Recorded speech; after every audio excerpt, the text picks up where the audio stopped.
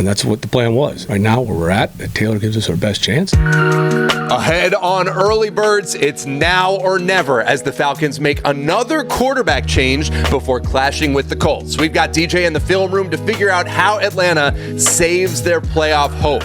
Plus, Kyle Pitts takes you inside the week-to-week tweaks to game plans. And a little holiday cheer for kids who really deserve it. Got that and more for you on Early Birds. Grab a cup of your favorite Joe and let's talk Falcons football on Early Birds, presented by Mercedes-Benz. Good morning and welcome into Early Birds. He's DJ, I'm Justin. It is December 23rd. Shockley, got any more Christmas shopping left to do? Absolutely not. I am going nowhere near a mall. If it doesn't happen online, don't get here in time. They're going to be out of trouble. Yeah, same. I definitely don't have any more gifts to buy. Maybe you could help me with a couple tips for the misses after this is over. Falcons are shopping for a win. Let's kick things off with the opening drive. It will be Atlanta and the Indianapolis Colts tomorrow here on Fox 5. And the Falcons going back to Taylor Heinicke at quarterback. The team tried this once before. It didn't go great. So, DJ, why the move now? I think it just had to happen. I remember Arthur Smith talking about whoever starts after the bye week, that's going to be our guy going forward. But the things that happened in the last few weeks, the turnovers continue to happen. You think you would learn the lesson of not turning the football over? Well, you can't allow your team to continuously be hurt by the quarterback, especially in those key situations. So Heinicke in, Desmond Ridder out. Here's Arthur Smith explaining things. The plan was to let him finish out the season, and that's what the plan was. And then you've got to be willing to adapt, and the same thing we planned. And I don't want to keep switching week to week and or half to half. That's not what we want to do. But we feel right now where we're at, that Taylor gives us our best chance. As we continue on the opening drive, the Falcons defense will get a test from a Colts offense that's done some things pretty well, even after losing QB Anthony Richardson earlier in the season. Falcons didn't allow a touchdown last week. They did give up another late game go-ahead drive. So, DJ, where is this unit right now? Yeah, that does hurt, but you talk about a team or a defense that's only 10th in the league in yards at 311, 8th in the league and only giving up 19 points per game. That's winning football. So that tells you it's not a totally all on them. Yeah, you can't give up the drive late, but this has been a defense that's been really steady all year long and continues to be that way. And Bud Dupree says the confidence is still there on the D. I mean, everybody here high. The same thing with the whole team. Everybody keeping the morale high. Defense, we still trying to, play our best game yet going forward, as well as just a lot of older guys on defense, man. So we're trying to keep the team gelled together, keep a lot of players ready to go, and keeping the fight alive. Keeping the fight alive as we wrap up the opening drive. The New York Times playoff predictor says the Falcons have about an 8% chance. That's a chance. Of making the postseason. And you know what? It is, Shock. If they win out and they get some help, it could still happen. Let's see the expression on your face. One more loss, though, and we can pretty much stop talking about it, right? Yeah, this team has had its opportunities throughout this season to win the games that you were supposed to. Now you're in this position hoping for other teams to do other things. So you've kind of been in your own kind of spot about where this team is, and you are who your record is right now. And obviously, it is not a good spot to be in, hoping for other teams to have to lose games. All they can do tomorrow is add one more win to that record, and the Falcons would certainly take that. Welcome into Early Birds alongside DJ Shockley. I'm Justin Felder, and we talk about the Falcons back and forth at quarterback. Meanwhile, the Colts coming in here tomorrow. Anthony Richardson goes down. Gardner Minshew comes in and has done pretty well. And you're talking about he's won 5 of the last 6 games. He's completing 63% of his passes. He's got 8 interceptions on the year, but 14 touchdowns. His ability to be able to move and create is the big thing that he has. And he's got this team believing, and they're in a position where, hey, they're right there on the edge of, hey, these games count for them too. It's a good Colts team. Well, Shock, if the Falcons watch your film room segment, they might say, I'm starting with the man in the film room. I'm asking him to change his ways. If you want to make the world a better place, take a look at the film room and make a change. Ooh, Michael Jackson is from Gary, Indiana. I do like that. All right. Well, I had a couple bad ones in a row. Turn it back around. Shock, we'll see you in the film room in just a few. But first, one of the brightest spots on the Falcons this year comes at their newly acquired star safety. Jesse Bates has a case to not just make a Pro Bowl, but could be even All-Pro, helping a defense that, like DJ just said, has improved in a ton of categories, even if, as they talked about, they're still looking for more. Bates sat down one-on-one with our Kelly Price this week and told her the reason behind his standout season. All those different statistics, I mean, every single metric you can look at, career, year for you. What's been behind that? Like, what's different this year for you? I've been telling everyone this. Obviously, I became a dad this season, and that just itself, means a lot to me. I think it's a lot of pressure. We're in a pressure type of business, but it helped my mindset out about how I attack, every day. When I'm in this building, I represent not just myself and my mom anymore, but a son that's gonna have a legacy at some point. So just making sure I'm being a leader here at work, and then when I go home, be a leader. And like I said, it's been the best thing that has ever happened to me in my life, and I'm just doing my part and letting God handle the rest. Obviously, you've been a big part of this defense that hasn't allowed a touchdown in 3 of your last 5 games. I mean, when you hear that statistic, obviously they're not wins for the whole team, but what you guys are doing as a defense, how do you quantify that? How do you describe that? Yeah, I look at our defense like a family, as this whole team as a family, but us as a defense, I think the relationships that we've been able to build in such a short time, and to see the camaraderie and the love that each guy has for one another is very special, and it shows on the field every Sunday when we go out there. Christmas Eve game, you could ask Santa for one thing this week, except for a win, because obviously you want to win. You already know. What is the thing that you hope he brings you this week? Yeah, there's going to be a lot of families in town, so I just pray that everybody gets here safely, and be able to obviously win, and then also be able to get away from the game a little bit on that Christmas day, and just spread love and know what's the reason for Christmas is the biggest thing. It's time to get some game intel from Shock. You're invited into the film room, so cut the lights and let's get started.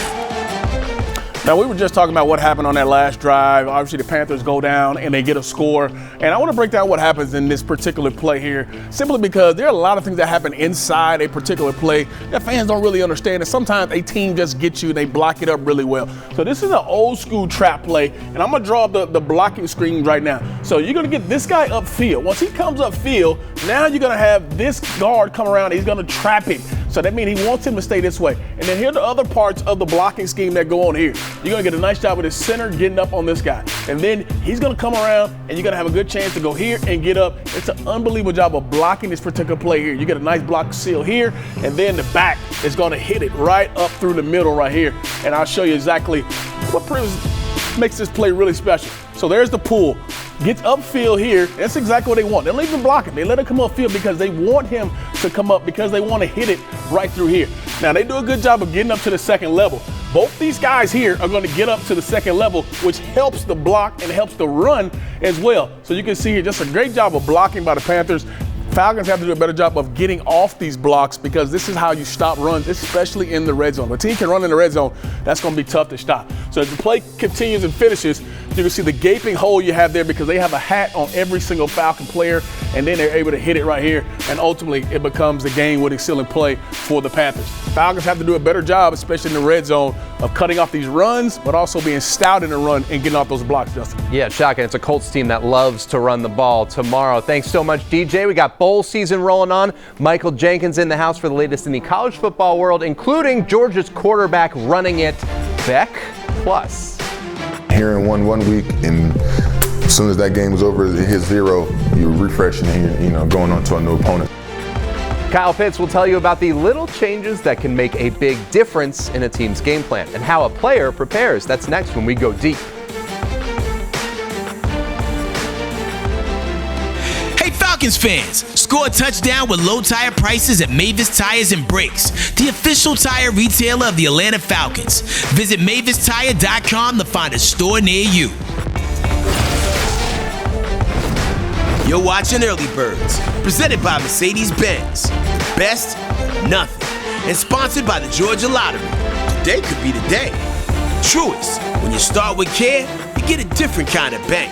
And the Home Depot, how doers get more done. More Early Birds coming back at you.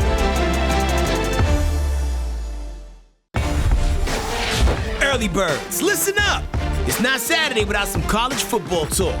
Brought to you by Zaxby's. Indescribably good chicken fingers and wings. Here's Justin Felder.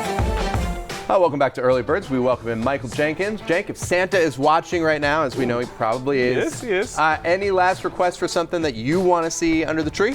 Oh, man. Falcons win? Falcons win. We didn't allow Jesse Bates to say it, but we are going to allow you to say it. Well, look, college football teams got their wish lists fulfilled on early signing day this week.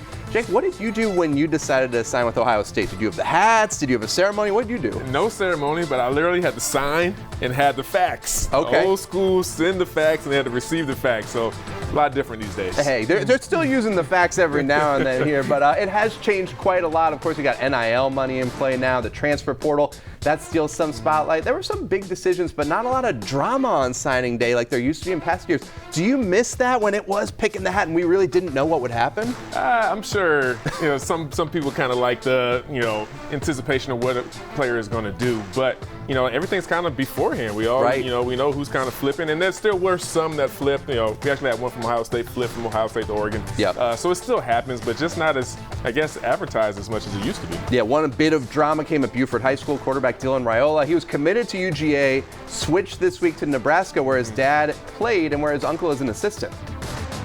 It's always been in my heart. It's not really I think it's when it hit hardest, and I think it hit hardest a couple weeks ago. And I think, it was it's such a strong tug in my heart. The Nebraska fans, it's been a great reaction from them.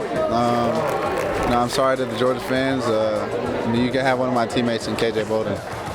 Yeah, KJ Bolden, the safety committed to UGA, but you mentioned your Buckeyes. Also at Buford, Edric Houston, defensive lineman, went to Ohio State. Quarterback Aaron Nolan from Langston Hughes. How cool is that to see big programs like Ohio State all over the country coming over and over again to our area? It's awesome, but it lets you know the type of talent that we have here in Georgia and just how widespread it is, where every top school is coming to pull kids from Georgia. And every game you turn on, whether it's Ohio State or Pac-10, Pac-12 in the past, of course, always guys who used to play here on Friday nights. Bowl season rolling on as well. Big news in Athens as quarterback Carson Beck tells the NFL to wait on a minute. He's coming back for another season. Cenk, how big a deal is that for the Dogs? Obviously, it's huge. Dylan, now at Nebraska. Vandergrift, the number 2, goes to Kentucky. So now you're kind of left with, I think, a redshirt freshman or sophomore as the guy behind Beck. And you have Beck, who has played at a very high level, only lost one game to 3 points to Alabama. And so you bring his senior leadership back next year, and they're in a great position for the Dogs. And he could be an NFL quarterback. Do you think it played a role that maybe, this year, so many great quarterbacks coming out, maybe next year he's one of the top 2, maybe the top guy coming out? Yeah, even if he left this year, they were talking about if he had a strong workout, he can move into the second or third quarterback taken off the board right now. So he definitely plays at this level and better next year. He could be the top quarterback next year. Kirby Smart, he was pretty happy about this decision. This is what the coach said this week. Yeah, it's huge for our team. The confidence of our team, the other guys coming back to play with him, the continuity. You're going to have years where you have to have a new quarterback. That's inevitable. But the years you can avoid that, it helps your team's confidence, especially at the beginning of the season when you have guys that maybe don't have experience. He does. On the other side of the Orange Bowl, a ton of Florida State players opting out of this game, which is their prerogative. They want to go to the NFL. But are you surprised that they aren't using the Orange Bowl as a chance to prove the committee was wrong? They should have been in the playoffs? Yeah, it just sucks to see so many guys opting out because it's a really good matchup with Florida State and Georgia. You want to see Florida State at their best. And so for guys to say they're not going to play, it's disheartening, but, they have to make their own decisions that's best for them. So hopefully we'll still get a good football game. Yeah, absolutely. Should have a good one tomorrow as Georgia State gets ready for their bowl game. They'll face Utah State in the Potato Bowl. Cenk, you've done this before playing in the cold. Forecast high in the 30s. Any advice for the Panthers? Oh, dress warm. Yeah. Layer up, Vaseline, all the things you got to do to stay warm out there for the Idaho Potato Bowl. Yeah, but a win for Sean Elliott's crew, that would be great momentum. How much does a bowl game help if you can get that going in the offseason? It'll be huge, especially for this Georgia State team. They started off hot 6-1, and they've lost 5 in a row since then. So, they've had a lot of guys transfer and go to bigger schools, per se. And so for them to establish and get a win on this bowl game just gives momentum going into the next season. We will be watching tomorrow for sure. One note, because of the holiday schedules, we had to pre-tape this segment before Georgia Tech's Friday night bowl game. Great season for Brent Key, but we want to let you know that's why we're not able to break down the Jackets in the Gasparilla Bowl. Cenk, we appreciate you. Merry Christmas. And Merry DJ, Christmas. thank you. We'll send it over to you. Appreciate it, fellas. And I know Cenk is excited about his Ohio State team having a good sign today, huh? Yeah. Oh, yeah. A lot of local guys. Always goes well.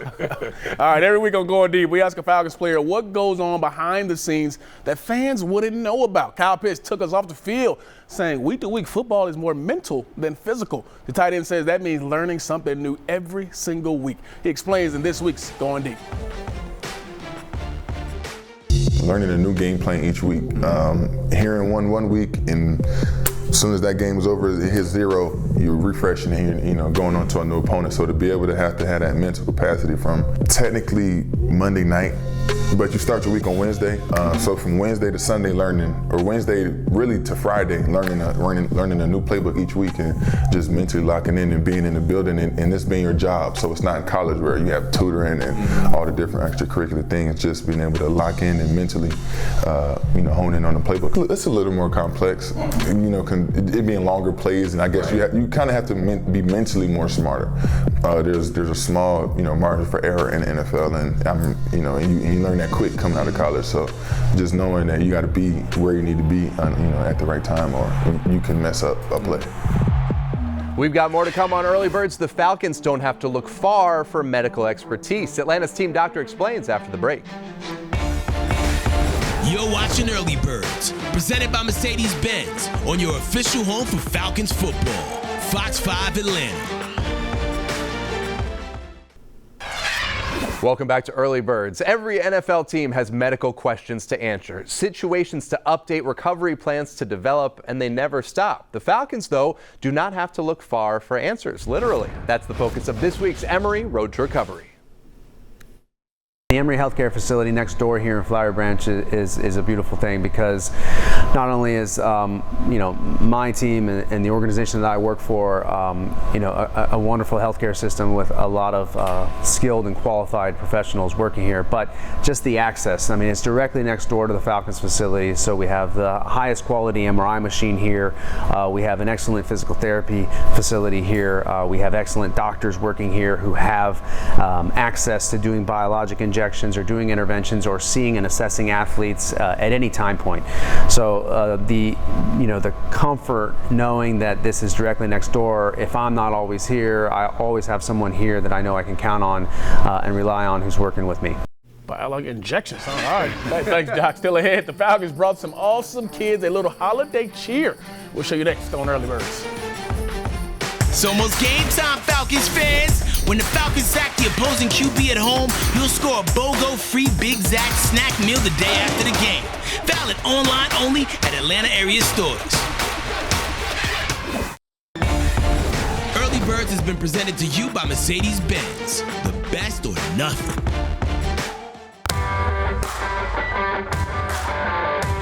Falcons fans, score a touchdown with low tire prices at Mavis Tires and Brakes, the official tire retailer of the Atlanta Falcons. Visit MavisTire.com to find a store near you.